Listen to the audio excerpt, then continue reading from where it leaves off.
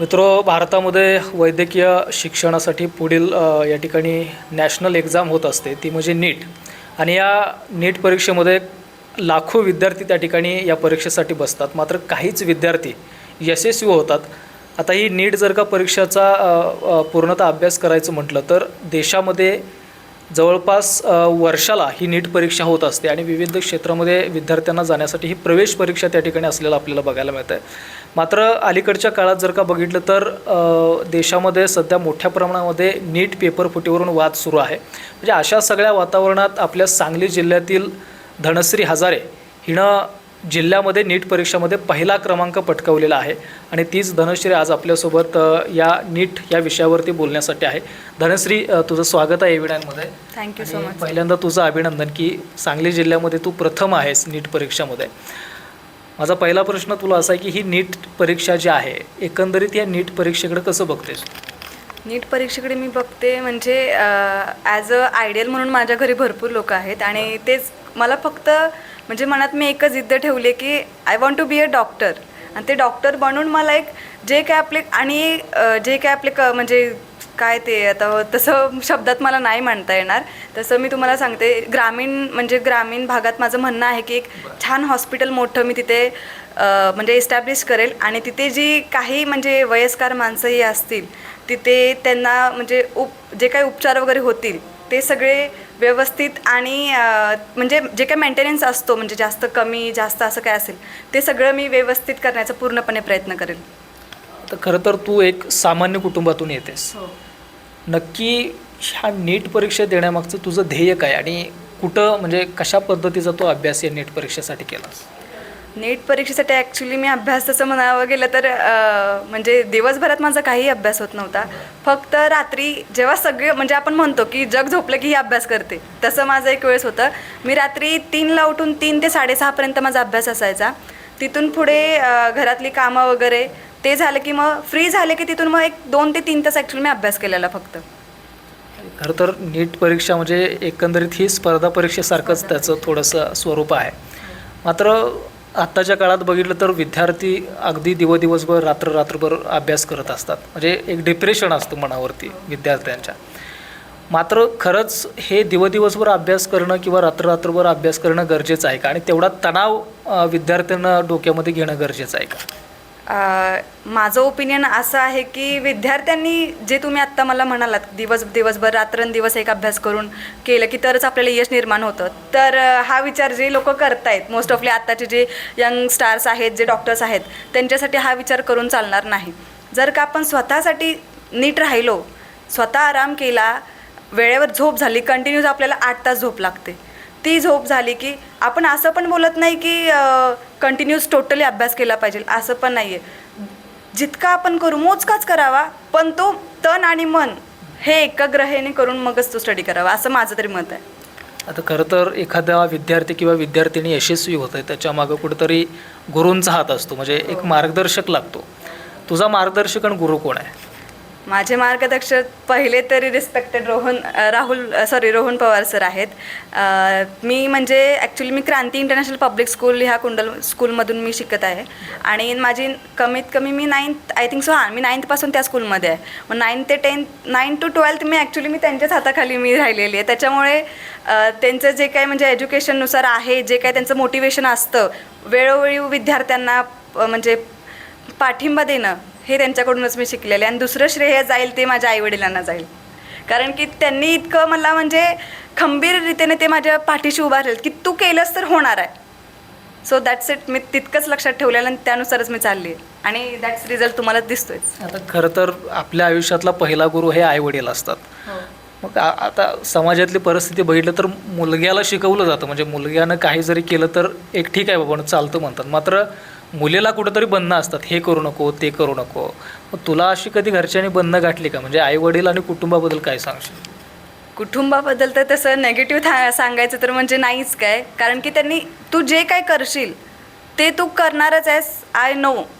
फक्त हा एकच थॉट आहे, त्याच्यामुळे काही बंधन वगैरे आहेत तसे काहीसुद्धा नाही आहेत, असं माझं ओपिनियन आहे. आता तू बोलताना सांगितलंस की क्रांती अकॅडमीमध्ये तू शिकलीस किंवा गुरुकुल वगैरे तुमचे रोहन सर वगैरे असतील, तर अकॅडमी आणि त्यांच्या शिक्षण पद्धतीबद्दल काय सांगशील? त्यांच्या शिक्षणाबद्दल तरी नो वर्ड्स, कारण की त्यांचे जे शिकवायचं म्हणजे जे त्यांच्यासोबतचा जो कोटा होता, म्हणजे जे आमचे respected Dev sir, respected Avinash sir, respected परत Suman sir, respected Murali sir, त्यांना म्हणजे मी वेळोवेळी त्यांचं काय काम असतं की हां बाबा जेवत जरी असतील तरी ते ऑन दी स्पॉट मुलं जरी आली तरी ते डिरेक्टली त्यांना सांगायचे की बाबा हां तुला असं नाही ना समजते, मी असं समजवतो ठीक आहे. म्हणजे ॲज खेळत खेळत आपण कसं म्हणतो शिकवतात तसे ते शिकवत होते आणि त्यांच्या शिकवण्यामुळे आज हे काय आहे ते त्यांच्यामुळे पण आहे. आता जेव्हा तुझा रिझल्ट लागला म्हणजे तुला किती मार्क्स मिळाले? मला 720 ऑफ मला 612 मिळालेत. अच्छा, म्हणजे फार सुंदर ही मार्क्स आहेत. मात्र जेव्हा रिझल्ट एका कुठल्याही स्पर्धेचा असू दे किंवा एखाद्या परीक्षेचा असू दे तर मनामध्ये धाकधूक असते, म्हणजे काय होईल कसं होईल म्हणजे अशा पद्धतीची परिस्थिती लोकांची असते. जेव्हा तुझा रिझल्ट लागला तेव्हाची तुझी काय परिस्थिती होती? ॲक्च्युली तसं म्हणावं गेलं तरी म्हणजे मी विचारच केला नव्हता की मला इतके छान मार्क्स पडतील, आणि त्यावेळीची रिॲक्शन माझी जस्ट मॉर्निंगमध्ये मी तो रिझल्ट बघितला आणि सडनली मी असं मम्मीला इतक्या जोरात मिठी मारलेले की तिच्यासुद्धा डोळ्यातून आनंदी अश्रू येत होते. आणि नंतर मग परत सगळ्यांना, मग सरांना वगैरे बाकीच्यांना कॉल केलेला मी. ठीक आहे, तुझ्या सगळ्या कुटुंबानं तुला साथ दिलेली आहे. तुझे शिक्षक, गुरुवारी वर्ग असेल किंवा क्रांती अकॅडमी, गुरुकुल हे सगळं मार्गदर्शन केंद्र तुझ्या पाठीशी उभा राहिलेली होती. मात्र इथून पुढं आता तू परीक्षा दिलेली आहेस, नीट उत्तीर्ण झालेली आहेस, तुझं काय ध्येय आहे इथून पुढचं? माझं ध्येय आहे आता जस्ट MBBSसाठी मी अप्लाय करणार आहे. मग ते आता शिवाजी युनिव्हर्सिटी कोल्हापूरमध्ये मी ॲडमिशन म्हणते तिथे घ्यायचं आहे म्हणून आता. त्या ठिकाणी ॲडमिशन मिळतं आहे तुला? हो. ठीक आहे. आता मगाशी बोलताना तू एक उल्लेख केलास की म्हणजे पहिल्यांदा सुरुवातीला सांगितलंस की तुझा जो गाव आहे किंवा ग्रामीण भाग आहे तिथं हॉस्पिटल उभारण्याचं माझं स्वप्न आहे असं तू बोललीस. का हे तुला का जाणवलं की त्या भागामध्ये हॉस्पिटलची गरज आहे किंवा हे मला करावंसं वाटतं? कारण की ॲक्च्युली आमच्या तसं म्हणावं गेलं तर ग्रामीण भागात असं ना कोणी लेडीज डॉक्टर आहेत, ज्या आहेत त्या फॅमिली डॉक्टर आहेत फक्त. त्यांच्यामुळे आणि आमचं गाव तसं म्हणावं गेलं तर एकदम म्हणजे खेडेगावमध्ये होतं, खेडेगावमध्ये मोडतं. त्याच्यामुळे माझी इच्छा आहे की तिथे, आणि जास्त करून वयस्कर लोक वगैरे भरपूर आहेत तिथे. मग माझी अशी इच्छा आहे की माझ्याकडून त्यांचं काय सेवा होईल ते मी करणार आहे बस.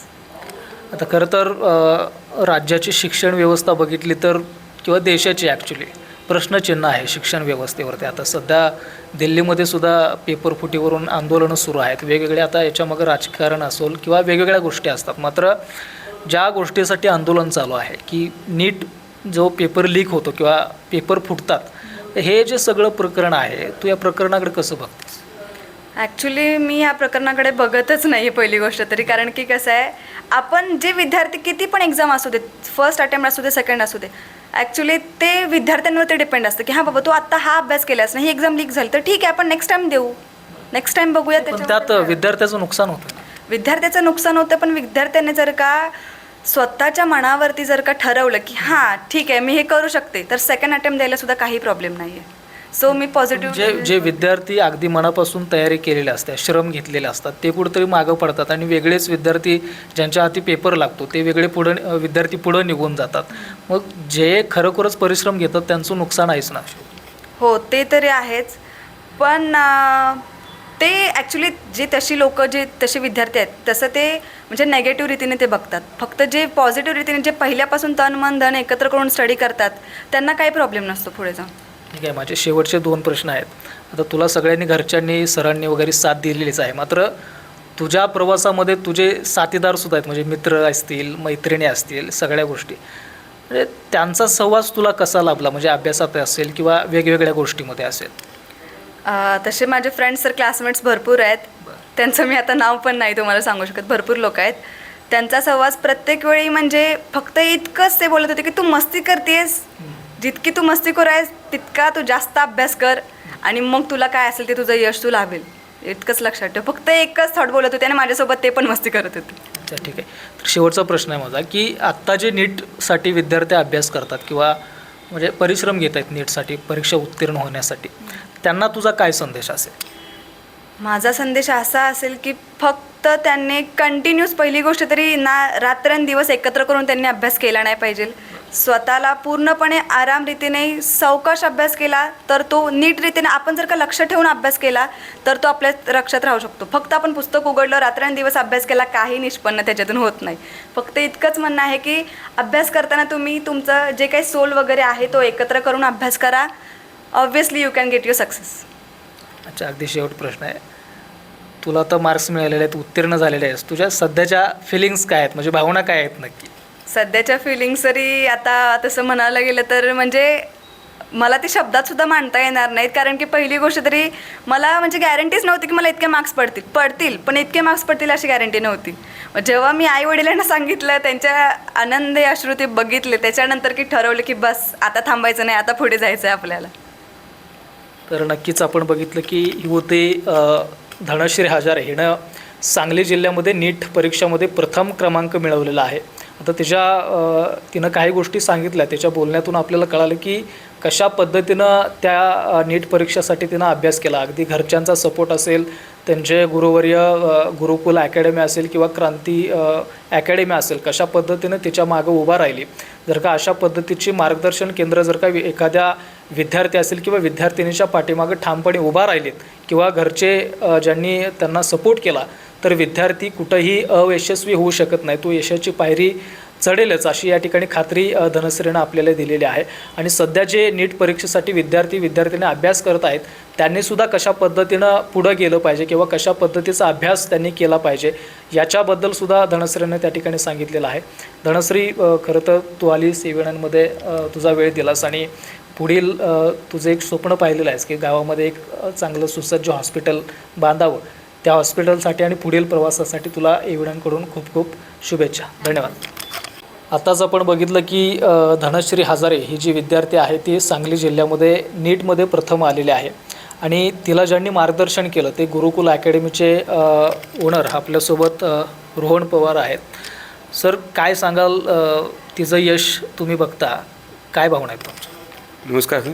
प्रथमतः आज जे काही यश मिळालेलं आहे, धनश्री हजारे नावाची जी विद्यार्थिनी आहे, अतिशय खेडेगावात आलेली ही विद्यार्थिनी, ज्या विद्यार्थिनीवर आम्ही गेली 2 वर्ष सातत्यानं प्रयत्न करून आमच्या क्रांती इंटरनॅशनल पब्लिक स्कूल संचलित जी आम्ही व्हिजेल अकॅडमी चालवतो त्या अकॅडमीमध्ये आम्ही तिच्यावर 2 वर्ष अपार कष्ट आणि अपार मेहनत करून जो काही आज रिझल्ट आम्ही लावलेला आहे त्यात खरं तर सर्वच आमच्या शाळेचे चेअरमन आदरणीय किरणतात्या लाड, त्याचबरोबर शाळेचे व्हाईस चेअरमन शरदभाऊ लाड आणि शाळेच्या प्राचार्य रुपाली शहा मॅडम, शाळेचे व्यवस्थापक आणि माझे मार्गदर्शक आदरणीय विजय जाधव सर आणि सर्वच शिक्षक वर्ग या सगळ्यांच्या मार्गदर्शनामुळं आज जे काय तिला यश मिळतं आहे हे सर्व यश मी माझ्या ह्या संपूर्ण टीमला मी समर्पित करतो. आणि सगळ्यात महत्त्वाचा मुद्दा जर सर सांगायचा झाला तर इयत्ता 9वीपासून ती विद्यार्थी माझ्याकडे शिकते. इयत्ता 9वीपासून त्या विद्यार्थिनी फाउंडेशन बॅच ज्यासाठी आपण आवर्जून आपल्याला उल्लेख करावा लागेल की फाउंडेशन बॅच आपल्याकडचे विद्यार्थी फार कमी असतात, जे JEE असेल, नीट असेल, CET असेल, अशा जे काही स्पर्धा परीक्षा आहेत त्यासाठी 8वी 9वी 10वीपासून जी तयारी करावी लागते ती करत नाहीत. परंतु त्याला एक अपवाद धनश्री हजारे आहे. त्या विद्यार्थ्यांवर आम्ही इयत्ता 9वीपासून इयत्ता 12वीपर्यंत अतिशय चांगल्या पद्धतीनं कष्ट घेतलं आणि त्याच गोष्टीला कुठंतरी आज नीटच्या परीक्षेमध्ये तिने यश मिळवून यश आलेलं दिसत आहे.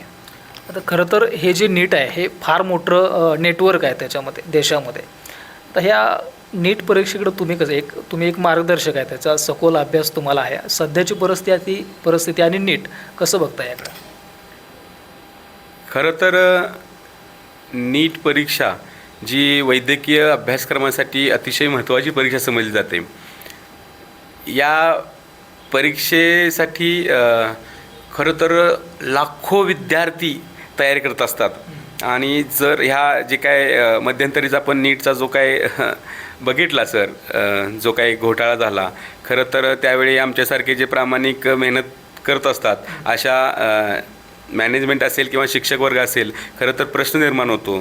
परंतु जसं आता आमच्या विद्यार्थिनीनं कॉन्फिडन्सनं सांगितलं की जर आपल्याकडे जिद्द आणि चिकाटी असेल तर किती अटेम्प्ट 1 असू दे किंवा अटेम्प्ट 2 असू दे, जर तुमच्याकडे जिद्द आणि चिकाटी असेल, जर तुम्ही 2 वर्षात तयारी परिपूर्ण केली असेल तर तुम्हाला कुठल्याही पद्धतीची अडचण येणार नाही. परंतु हे काय जे काय घोटाळे वगैरे होत आहेत, माझी खरं तर केंद्र शासन असेल किंवा महाराष्ट्र शासन असेल यांच्याकडेसुद्धा आमची एक कळकळीची विनंती आहे की हे जे काय घोटाळे आहेत हे तातडीनं बंद व्हावेत आणि जे काही विद्यार्थी प्रामाणिकपणे कष्ट करतायत, रात्र दिवस जागून अभ्यास करतायत, तर त्यांना त्या केलेल्या कामाला यश मिळावं. तर ह्यात आपल्या केंद्र सरकारनं आणि महाराष्ट्र शासनानं लक्ष घालावं, एवढं मी माझ्या या झालेल्या नीटच्या घोटाळ्यात याबद्दल मी एवढंच शासनाला सांगू इच्छितो. अगदी शेवटचा प्रश्न आहे, तुम्ही ह्या ज्या संस्था चालवता, गुरुकुल असेल किंवा क्रांती पब्लिक स्कूल असेल, तर विद्यार्थ्यांना शिकवत असताना किंवा प्रशिक्षण देत असताना काय नेमक्या म्हणजे कोणकोणत्या परिस्थितीला सामोरं जावं लागतं आणि काय नक्की त्रास असतो त्याच्यामध्ये? खरं तर ग्रामीण भागातील गोरगरीब शेतकरी, कष्टकरी, कामगार या वर्गातील विद्यार्थ्यांना एकत्रित आणणं आणि त्यांना JEE असेल किंवा नीट असेल किंवा NDA असेल या कॉम्पिटेटिव्ह परीक्षेची पहिल्यांदा माहिती देणं आणि नंतर त्यांना त्या तयारीला सुरुवात करायला लावणं, हेच खरं तर ग्रामीण भागात चॅलेंजिंग गोष्ट आहे. आणि खरं तर सांगायचं झालं तर आम्ही जो पॅटर्न राबवतो, ज्याला आपण कोटा पॅटर्न म्हणतो, तोच कोटा पॅटर्न आम्ही क्रांती इंटरनॅशनल पब्लिक स्कूल संचलित व्हिजल अकॅडमीमध्ये राबवतो आहे.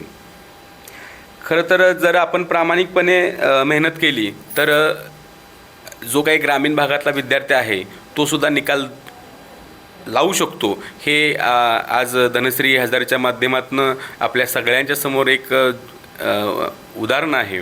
खरं तर मी यातून एकच सांगू शकतो, जर मनामध्ये जिद्द आणि चिकाटी असेल तर तुम्हाला कुठेही बाहेरच जावं किंवा कोर्टालाच जावं, दिल्लीला जावं किंवा अदर कुठेही जावं असं नाही. तर तुम्हाला जिद्द आणि चिकाटी असेल तर तुम्ही कुठेही बसून कुठल्याही अकॅडमीत, कुठल्याही कॉलेजमध्ये तुम्ही तुमचं स्वप्न पूर्ण करू शकता. आणि जसं की आज आमच्या क्रांती इंटरनॅशनल पब्लिक स्कूलमध्ये आदरणीय किरण तात्यांच्या मार्गदर्शनाखाली हे जे काय स्वप्न धनश्रीनं पूर्ण केलं आहे, खरोखर हे आमच्या पूर्ण मॅनेजमेंट टीमला हे अभिमानास्पद आहे. आणि येणाऱ्या काळातसुद्धा आम्ही विद्यार्थ्यांच्यावर अतिशय प्रामाणिकपणे लक्ष देऊन येणाऱ्या काळातसुद्धा आमचे विद्यार्थी एम्स कॉलेज असतील, IIT कॉलेज असतील, NIT कॉलेज असेल, जास्तीत जास्त विद्यार्थी आम्ही त्यासाठी पाठवायचा प्रामाणिकपणे प्रयत्न करू, एवढंच मी या ठिकाणी सांगू.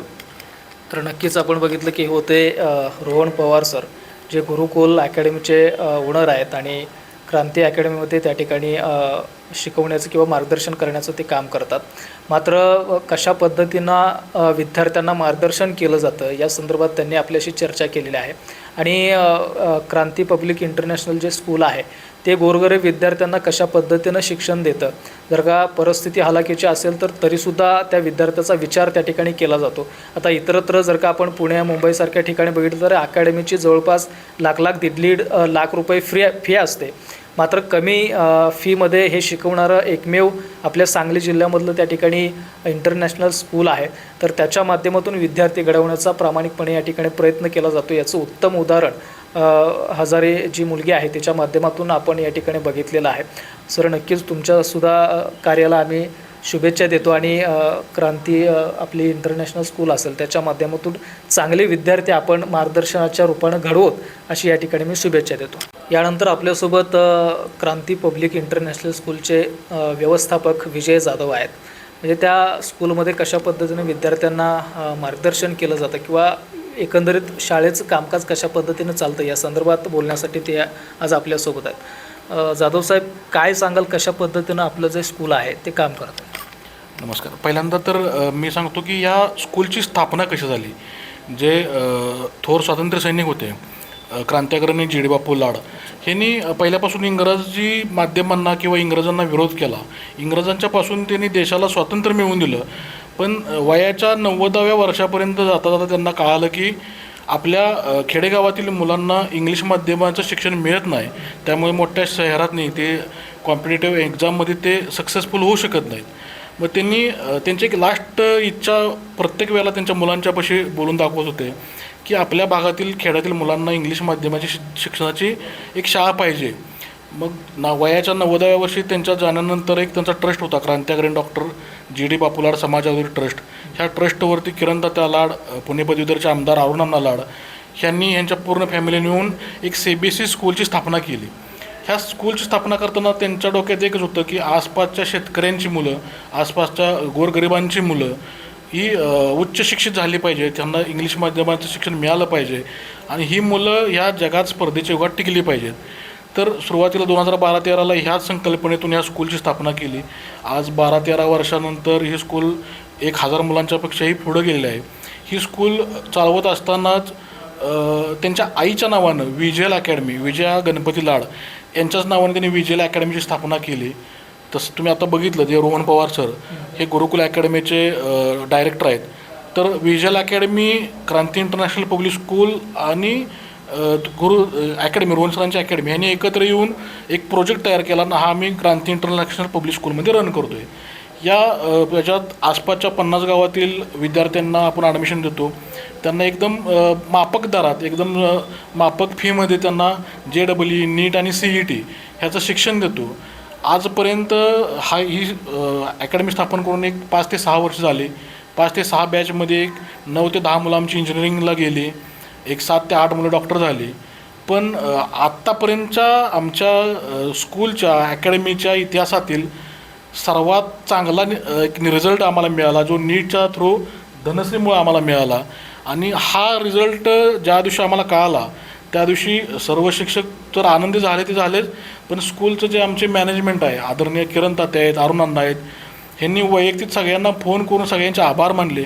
त्यांनी स्वतः सांगितलं या मुलगीला बोलवून घ्या, आपण तिचा सत्कार करू. एका खेड्यातून आलेली मुलगी आज एवढ्या चांगल्या पद्धतीनं पूर्ण सांगली जिल्ह्यात तिचा पहिला नंबर आला, ही आपल्यासाठी अभिमानाची गोष्ट आहे. तिनं तिच्या स्वतःच्या गावाचं, आपल्या स्कूलचं, आमच्या अकॅडमीचं, सगळ्यांचं स्वप्न म्हणजे तिची इच्छा पूर्ण केली, स्वप्न पूर्ण केलं. त्यामुळं त्यांनी स्वतःहून ह्या सगळ्या गोष्टी मांडल्या आणि खूप अभिमान आहे आम्हाला. मॅनेजमेंट म्हणून ह्या मुलगीचा आम्हाला खूप अभिमान आहे. खरं तर आदरणीय जी.डी. बापू लाड हे क्रांतीच्या लढ्यातलं एक अग्रगण्य नाव आहे. मात्र त्यांच्या संस्थेत अशा मुलांना शिक्षण देणं हे स्वाभाविकच आहे. मात्र आत्ता सध्याची परिस्थिती जर का बघितली तर तुम्ही त्या इंटरनॅशनल स्कूलमध्ये गोरगरीब घरातील मुलं असतील किंवा सामान्य कुटुंबातील मुलं असतील यांना अगदी माफक फीमध्ये त्या ठिकाणी शिक्षण देता. आता एवढं सगळ्या गोष्टी मागलेल्या आहेत, म्हणजे खर्च खरं तर जास्त प्रमाणात असतो, मात्र तेवढ्यामध्ये तुम्हाला कशा पद्धतीने ते साध्य होतं? एक तर ही संस्था चालवायच्या दृष्टीने एक आमच्या क्रांतिकारींनी डॉक्टर जी.डी. बापूंनी एक स्थापन केलेली सहकारी साखर कारखाना आहे. एक साखर कारखान्याचे चेअरमन अरुणांनांचीच इच्छा मुळात होती की ही स्कूल कुठलाही नफा मिळवण्यासाठी नाही, जे तुम्हाला फी स्वरूपात पैसे गोळा होतील त्यातून तुम्ही स्कूल चालवा, जे तुम्हाला कमी पडेल ते सगळं आम्ही प्रोव्हाइड करतो. बऱ्याच वेळेला बऱ्याच गोष्टींची ज्या वेळेला आम्ही त्यांना रिक्वायरमेंट देत गेलो त्या सगळ्या गोष्टी क्रांती कारखान्याच्या मार्फत, अरुणांच्या मार्फत ह्या मिळत गेल्या. त्यामुळं फी किंवा त्या फीवर आपलं सगळं भागतंय का नाही ह्याचा आम्हाला कधी काळजीच पडली नाही कधीच. त्यामुळं मुलांच्याकडून जादा फी घ्यायची त्यांची इच्छा झाली नाही किंवा फीसाठी किंवा कोणत्याही फायद्यासाठी ही स्कूल चालवलीच नाही. त्यामुळे प्रत्येक वेळेला ज्या वेळी गोष्टी कमी पडल्या त्या आम्हाला कारखान्याकडून मिळायला गेल्या.